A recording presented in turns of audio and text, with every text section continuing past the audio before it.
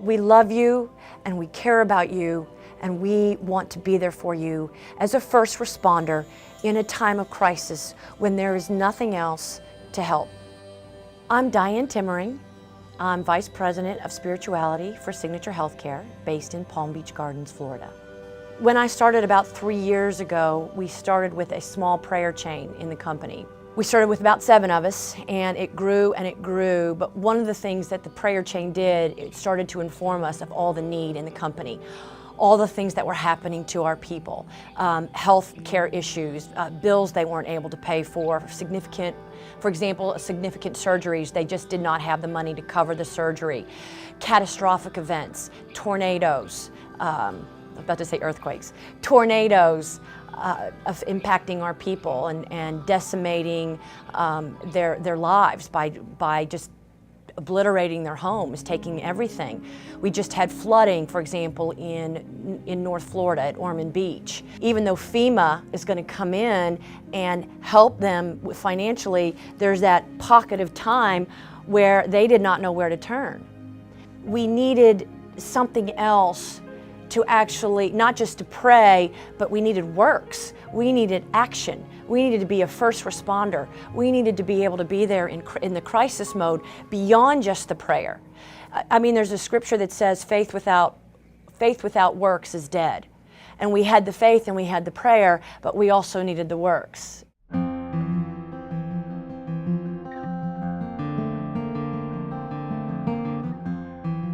Hi, my name is Susan Howery. I'm a charge nurse LPN at Westmoreland Care and Rehabilitation Center run by Signature Healthcare in Westmoreland, Tennessee.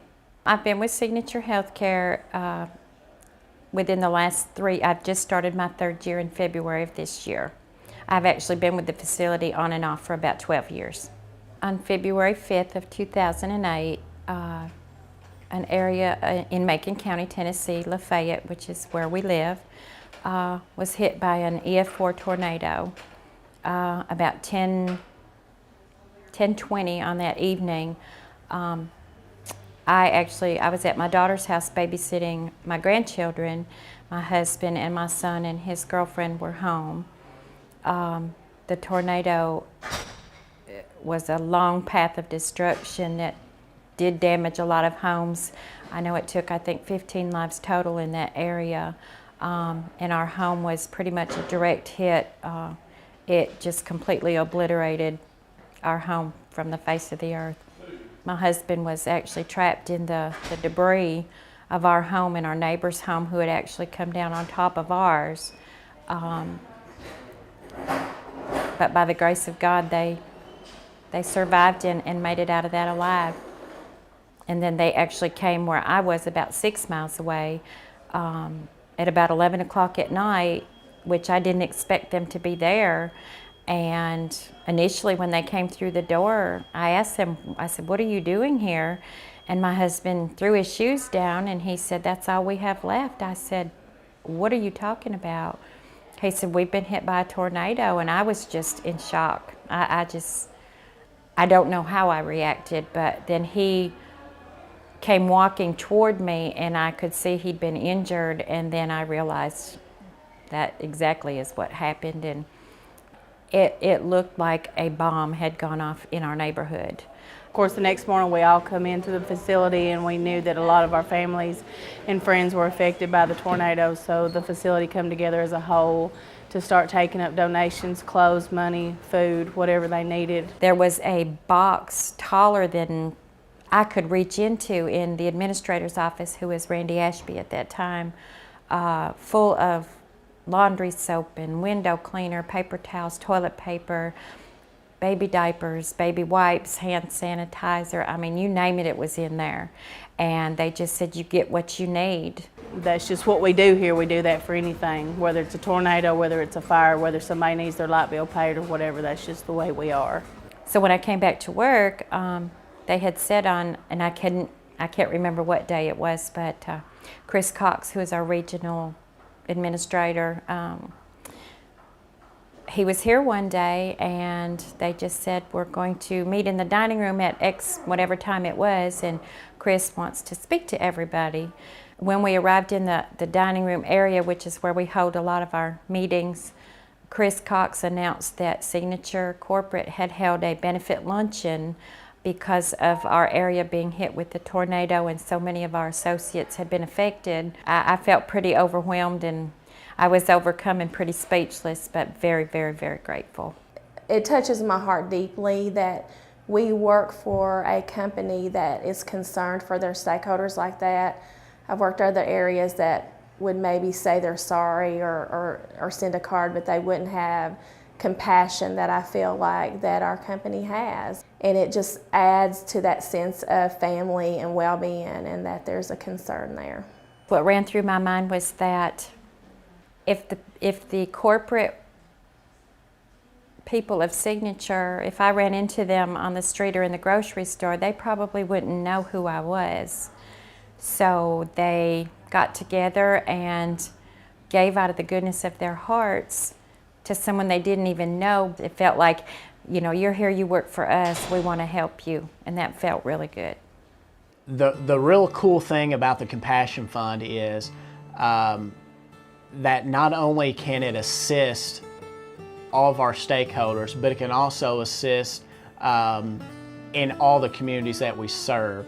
And being an administrator of a facility and being out there in the community and building on those relationships, it really should make every employee very proud of just the company they work for, and knowing that they have vested interest not in only just the internal, but also the external.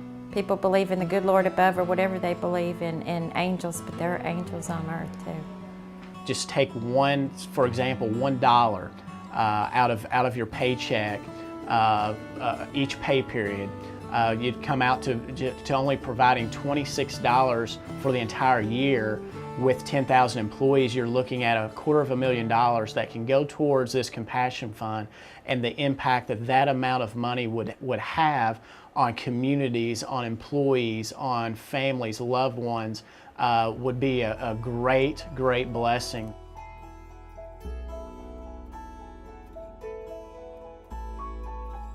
The Compassion Fund extends to family members, not just stakeholders, but family members, and also outside into your community.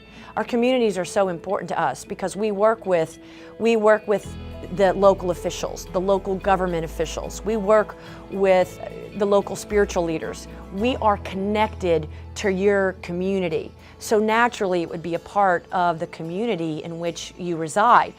The one thing I've found is that you all take care of your own. Our communities, our facilities take care of their own. So these dollars will be primarily apportioned to your events, the issues that happen to the situations that impact and affect your facility and your people and your family members and your communities.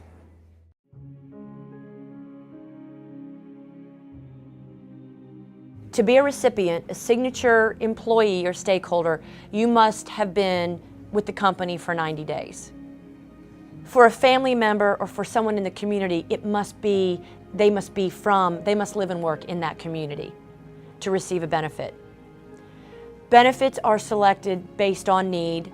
The financial amount is based on fund availability and also the measure of the catastrophe or the need.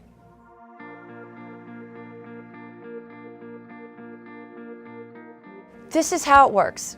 This is how you, the stakeholder, receives the benefit for something that is catastrophic or unexpected that happens to you, which of course we do not want that for any of you. It could also include a health issue. How you receive that benefit too is if that happens and there is no financial assistance otherwise to help you meet that need.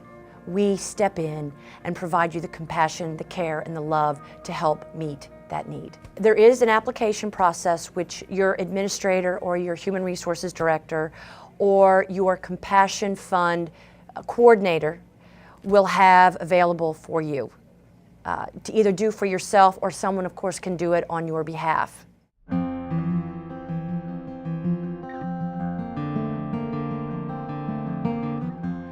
My name is Annie Dickerson. I'm a restorative CNA at Signature Healthcare at College Park in Fort Myers, Florida. Well, I've been working in this building for 25 years. Well, I'm a mother of 5 children, one adopted son that's 6 years old, and I have 3 grands live with me, and my three of my own kids live with me. Just a big old happy family.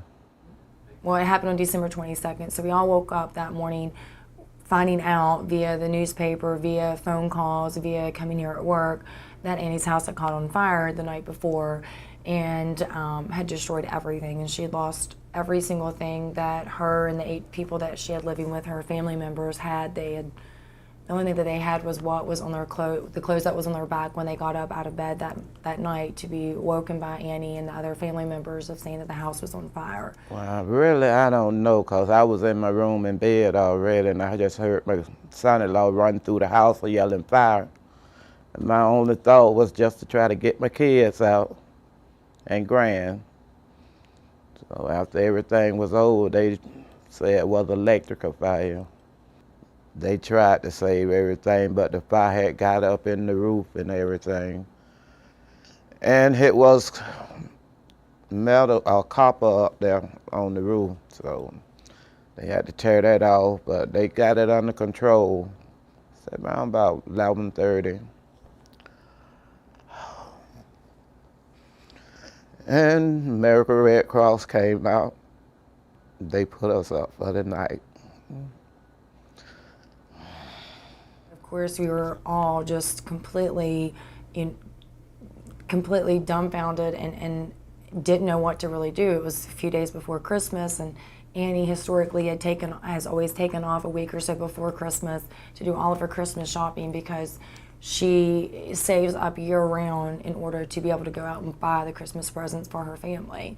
So knowing that, we were also devastated by the fact that we knew she had just finished up that Christmas shopping and just had been placed underneath the tree, and here it's all gone, and they have nowhere to go, no house to hold a Christmas in for the children. So it was very, very disappointing, and we were very devastated as a family here at College Park.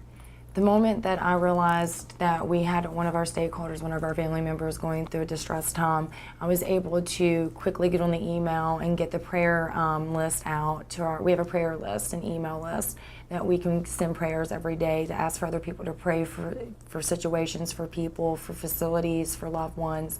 And all of us came together, and emails, the response just was immediately from everybody from Kentucky to Tennessee to Florida, saying, we're there for you, we're starting up a collection right now, we're going to do a fundraiser, you're going to get a check in the mail on this Friday for Annie. We want to make sure that her grandkids and her children have something to open on Christmas Day, and they did make that happen.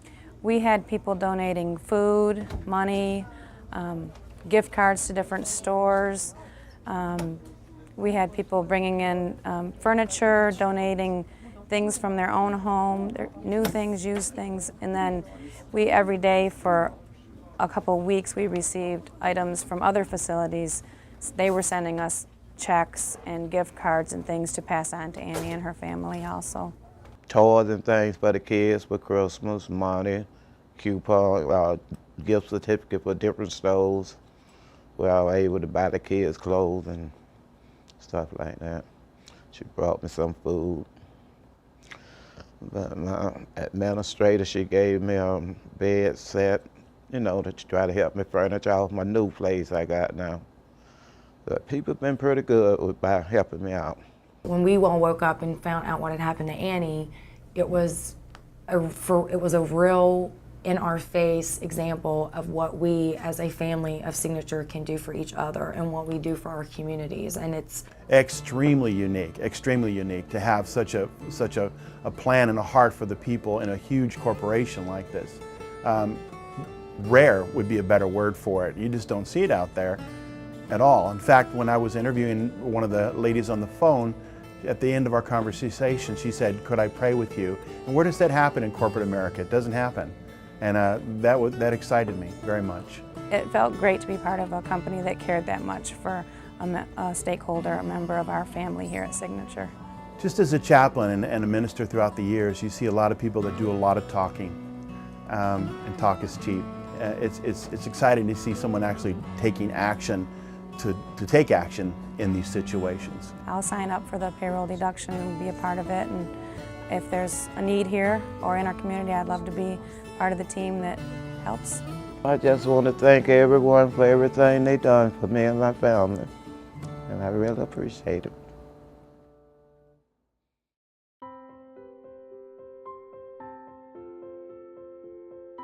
This is how you can contribute for your facility, for your community, for your people. Voluntary payroll deductions. We will be submitting forms today for you to say, yes, I want to give 25 cents, $1. Give what you can. Give what feels right to your heart. Just do what you can. No more and no less. Back to faith and works. We will pray for you, but we will do more than just faith. We will just it's more than faith, it's more than prayer.